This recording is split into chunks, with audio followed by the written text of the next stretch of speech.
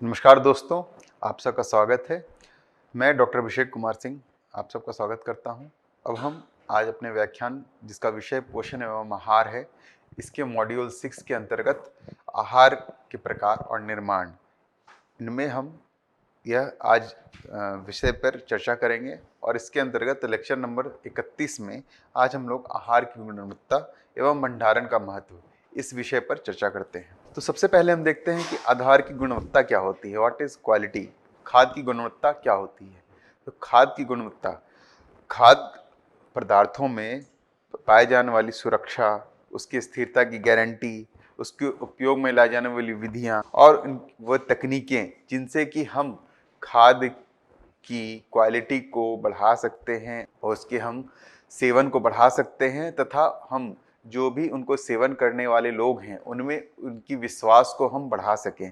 ये सारे जितने भी हमारे जो प्रोसेस हैं, प्रक्रिया हैं, और जो यह प्रक्रिया है, इसे हम क्वालिटी कंट्रोल या क्वालिटी कहते हैं या गुणवत्ता कहते हैं। तो इसके अंतर्गत हम देखते हैं कि किस तरह से हम चर्चा करेंगे कि किस तरह से हम गुणवत्ता को निर्धारित कर सकते हैं, क्या क्या उसके तत्व हैं, किस तरह से हम खाद्य पदार्थों में गुणवत्ता को बढ़ा सकते हैं, किस तरह से उसको हम उसकी और कैसे हम उसको एनालाइज कर सकते हैं, कैसे उसको हम चेक करते हैं। तो हम धीरे धीरे आगे बढ़ते हैं और इनके बारे में एक एक करके सबके बारे में चर्चा करते हैं। तो सबसे पहले हम यह देखते हैं कि किस तरह से हम किसी भी खाद्य पदार्थ में उसकी गुणवत्ता को हम कैसे कैसे चेक कर सकते हैं या कैसे हम उसको नापा जा सकता है। तो सबसे पहले इनमें आता है निरीक्षण। तो हमें अगर किसी भी खाद्य पदार्थ या उसका उत्पादन हम कहीं से भी स्टार्ट कर सकते हैं। जैसे कि उत्पादन जो होता है कोई भी खाद्य पदार्थ का, वह किसान के खेत से लेकर के जब तक कि हमारे मुंह तक, या जिसे हम कहते हैं from farm to table, English में कहावत है फ्रॉम फार्म टू टेबल, मतलब कि किसान के खेत से लेकर के जब तक हमारे खाने के मेज तक जो आता है, तो हमें हर एक स्तर पे उसकी क्वालिटी की जांच करनी पड़ती है, उसकी गुणवत्ता की जांच करनी पड़ती है, ताकि हमें अच्छे से अच्छा भोजन मिल सके जिसकी गुणवत्ता एकदम उच्च स्तरीय गुणवत्ता हो, इसमें किसी तरह का कोई मिलावट ना हो, इसे किसी तरह का कोई विषाणु ना हो, इसमें किसी तरह का कोई हानिकारक पदार्थ ना मिले। तो इसीलिए हमें हर एक स्तर पर इसकी जांच करनी पड़ती है, इसका निरीक्षण करना पड़ता है। निरीक्षण में हम उसको देखते हैं, अपनी आंखों से देखते हैं, तथा उनको हम छूकर महसूस करते हैं कि किसी तरह की उसकी बनावट में, संरचना में किसी तरह की कोई कमी या त्रुटि तो नहीं आई है। इसके चाहे वह हर एक स्तर में हम, चाहे वह किस तरह के वह खेत में किस तरह से उसका अनाज को उगाया गया, किस तरह से उसकी प्रक्रियाएं आगे की गई, किस तरह से उसका आगे हमें पकाया गया, उसे किस तरह से हमारे सामने प्रस्तुत किया गया। तो यह हर एक स्तर पे हमें इसकी जांच हमेशा नियंत्रित रूप से हमें करनी होती है। इसके बाद आता है परीक्षण। तो परीक्षण में हम क्या करते हैं, हर एक स्तर से कुछ जो नमूने होते हैं उनको हम लेते हैं और उनकी हम लैबों में जांच करते हैं। यह हम जो निरीक्षण परीक्षण करते हैं, यह हम खेत से भी लेते हैं। अगर किसी प्रोसेसिंग के लिए, किसी आगे प्रक्रिया के लिए अगर वह किसी कंपनी में या किसी फीड मिल में गया हो, मान लीजिए कि हम गेहूं खा रहे हों, उसकी गुणवत्ता की हमें जांच करनी हो, तो हम सबसे पहले तो क्या करते हैं, उसमें खेत में किस तरह का गेहूं उगा है उसे हम वहाँ देखते हैं, वहाँ से हम कुछ नमूने लेते हैं और उसको लैब में जांच के लिए भेजते हैं कि किसी तरह का इसमें किसी तरह की कोई कमी तो नहीं है, इसके पोषक तत्व सही हैं या नहीं, इसे में किसी तरह का कोई और विषक तत्व तो नहीं आ गए हैं। इसके बाद जब गेहूं वहाँ से निकलता है, खेतों से जब गेहूं काटा जाता है, तो उसके बाद उसकी बहुत सारी प्रक्रियाएं के द्वारा उसकी प्रोसेसिंग की जाती है, जिससे कि उसके पौधों से अनाज अलग किया जा सके। आटा चक्की में गेहूं को पीसा जाता है ताकि वह आटे में बदल सके, जिसे कि फिर हम पका करके अलग अलग तरीके से खाते हैं। कभी रोटी बना के खाते हैं, कभी कुछ और पकवान बना के खाते हैं। तो हमें हर एक स्तर पे जब वह आटा पिस रहा हो, उसमें हम ये गुणवत्ता की जांच करते हैं, उसमें हम परीक्षण करते हैं कि इसमें किसी तरह की कोई मिलावट तो नहीं की गई हो, या इसमें जो पोषक तत्व हैं वह सही तरीके से रह रहे हैं या खत्म हो जा रहे हैं। उसमें उसकी किसी भी रासायनिक तत्वों की, कोई भी माइक्रोबायोलॉजिकल यानी किस तरह के कोई जीवाणु तो कहीं वह उत्पन्न नहीं हो रहे हैं, या उसमें ग्रहणशीलता या कोई इस तरह या कोई दुष्प्रभाव तो नहीं आ रहा है। इन सब की हम हर एक स्तर पे जांच करते हैं। इसके बाद होता है सैंपलिंग या नमूनाकरण। नमूनाकरण एक बहुत ही महत्वपूर्ण घटक है। किस तरह के हम सैंपलिंग कर रहे हैं, कहाँ से सैंपलिंग कर रहे हैं, कहाँ से हम नमूने ले रहे हैं, किस तरीके से हम नमूने ले रहे हैं, यह उसकी गुणवत्ता को निर्धारित करने में बहुत ही उपयोगी भाग निभाता है। हमें कभी भी अगर हम नमूना लेने जा रहे हों कहीं भी, तो हमें कभी भी एक जगह से नमूना नहीं लेना चाहिए। हमें हमेशा अलग अलग क्षेत्रों से नमूने लेने चाहिए। मान लीजिए कि अगर आप किसी गोदाम में जा रहे हैं जांच करने के लिए, तो हम कभी भी एक जगह के बोड़ों से, कट्टों से हम नमूने न लें। इसके अलावा हम हर एक कोने में जाएं, बीच में जाएं और हर एक जगह से कुछ कुछ नमूने लें और उन सबको मिला करके हम कहीं भी जांच के लिए भेजें। इसके बाद आता है रिकॉर्ड कीपिंग या रिकॉर्ड रखना।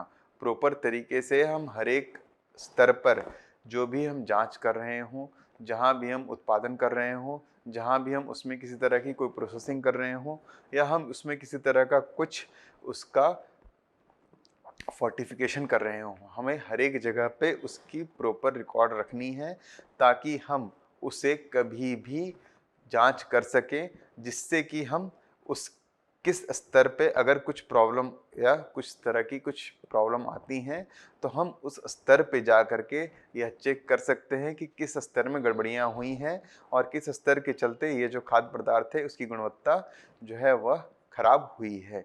तो रिकॉर्ड कीपिंग भी एक बहुत ही अभिन्न अंग होता है।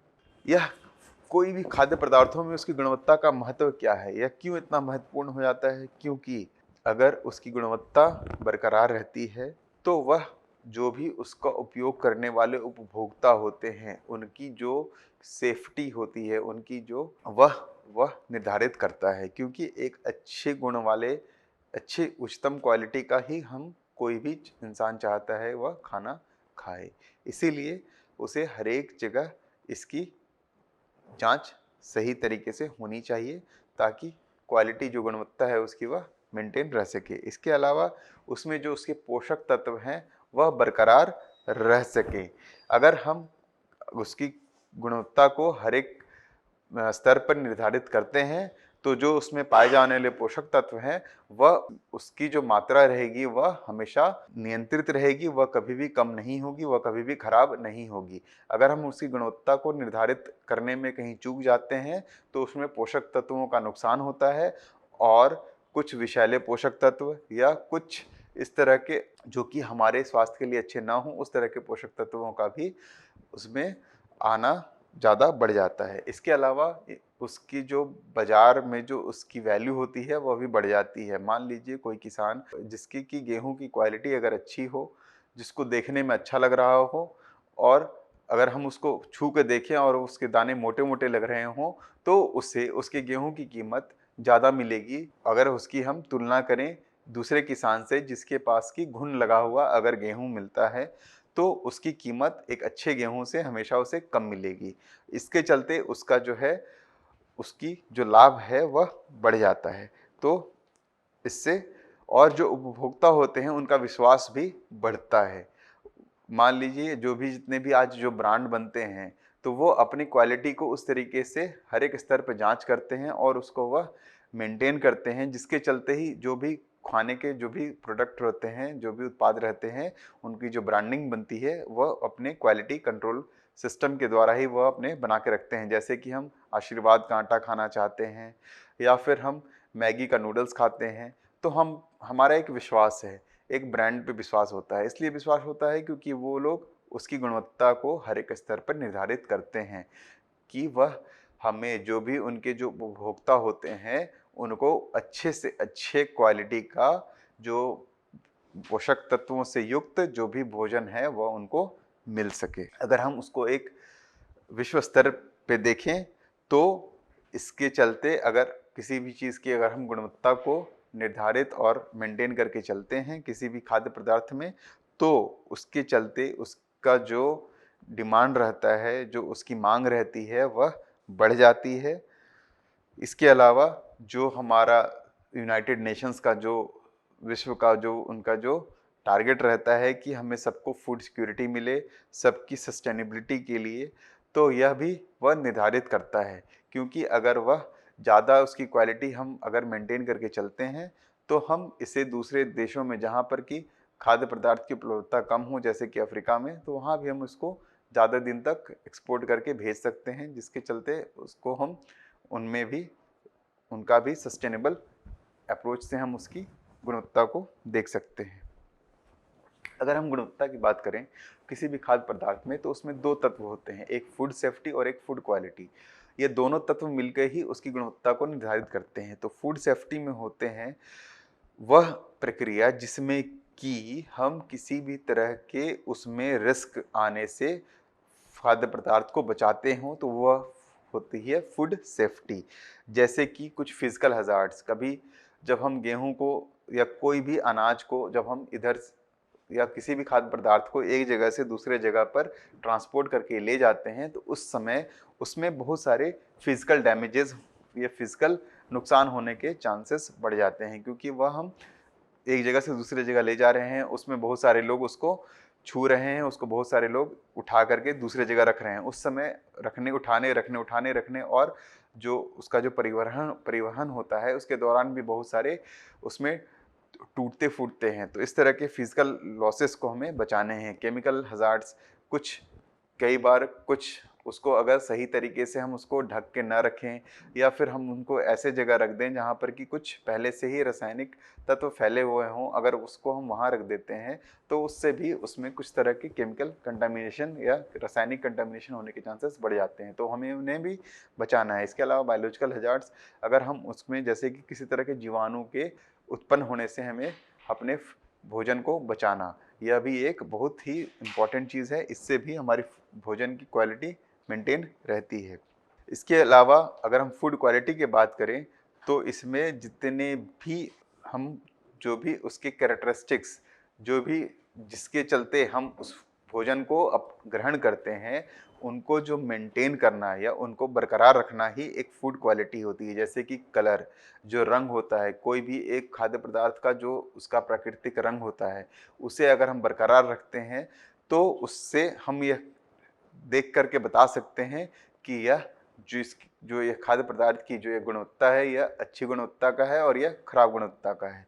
उसका बाहरी संरचना, अगर उसकी संरचना अगर किसी तरह से अगर खराब होती है तो हम यह देख के बता सकते हैं कि यह जो इसकी जो जो खाद्य पदार्थ है, इसकी गुणवत्ता, कौन सा खाद्य पदार्थ अच्छा है, कौन सा खाद्य पदार्थ खराब है, यह हम बाहर से भी देख के बता सकते हैं। उसकी संरचना से, उसकी मोटाई से, उससे आने वाले गंध से या दुर्गंध से, सुगंध से हम बता सकते हैं, उसकी गुणवत्ता का हम जांच कर सकते हैं। इसके अलावा हम कई बार उसके टेस्ट से, उसके स्वाद से भी हम उसकी गुणवत्ता की जांच कर सकते हैं। उसके अलावा फिर उसमें पाए जाने वाले पोषक तत्व, ये भी उसकी गुणवत्ता को सुनिश्चित करते हैं। अगर किसी खाद्य पदार्थ में रखे रखे उसके पोषक तत्व कम हो रहे हैं तो हम यह कह सकते हैं कि वह खाद्य पदार्थ की गुणवत्ता खराब है।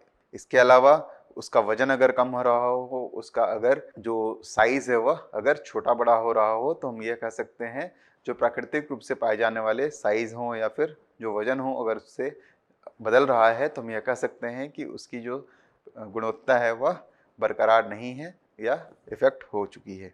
तो अगर हम देखें कि किसी भी खाद्य पदार्थ में गुणवत्ता का क्या महत्व है, तो यह हमारे स्वास्थ्य को बचाने में बहुत मदद करता है।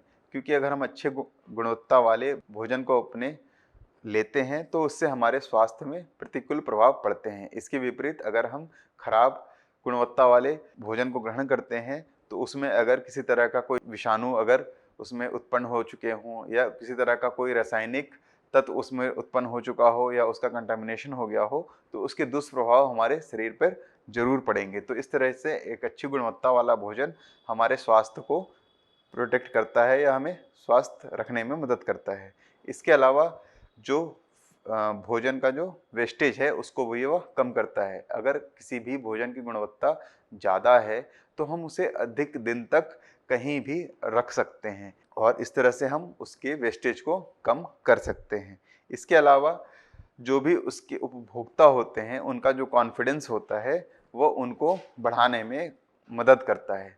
अगर कोई अच्छी गुणवत्ता वाला खाद्य पदार्थ है, अगर हम सब्जी भी खरीदने जाते हैं कभी भी बाजार में, तो अगर हमें एक पता हो कि एक सब्जी वाला जिससे अगर हम सब्जी लेते हैं और उसकी सब्जी अगर हमारी अच्छी निकलती है और ज़्यादा दिन तक सही रहती है, तो हम कोशिश करते हैं कि हम बार बार उसी से सब्जी लें। तो इस तरह से, क्योंकि वह हमारा एक जो उस पर कॉन्फिडेंस होता है वो हमारा बढ़ जाता है। तो अगर एक अच्छी गुणवत्ता वाला अगर पोषक तत्व या भोजन हमें मिल रहा हो, तो इससे जो भी उपभोक्ता होते हैं उनका कॉन्फिडेंस बढ़ जाता है।